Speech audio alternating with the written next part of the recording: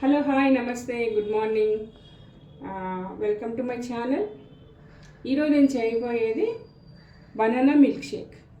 So దీనికి కావాల్సిన పదార్థాలు బనానాస్, దాంట్లో కొంచెం దాల్చిన చెక్క పొడి, పాలు, పంచదార, గార్నిషింగ్ కోసం బాదం పప్పు.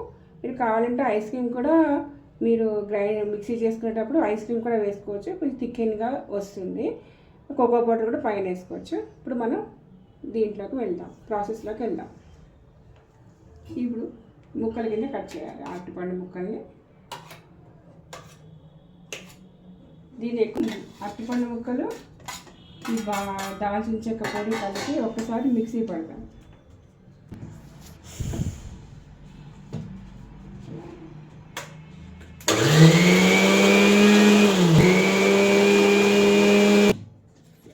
ఇట్లా వచ్చింది కదండి. దీంట్లో నేను హాఫ్ కప్ షుగరు,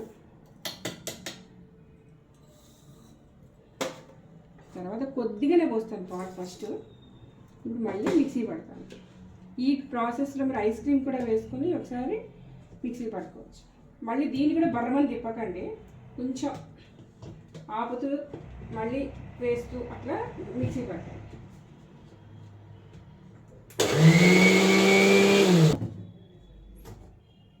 ఇప్పుడు మిగతా పాలు కూడా పోసుకొని ఒకసారి మళ్ళీ మనం గ్రైండ్ చేసుకుందాం.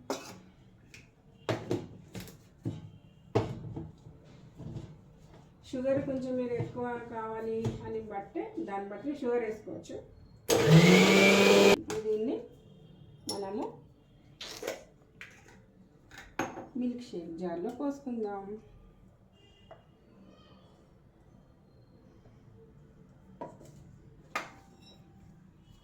పైన బాదంతో గార్నిష్ చేయండి.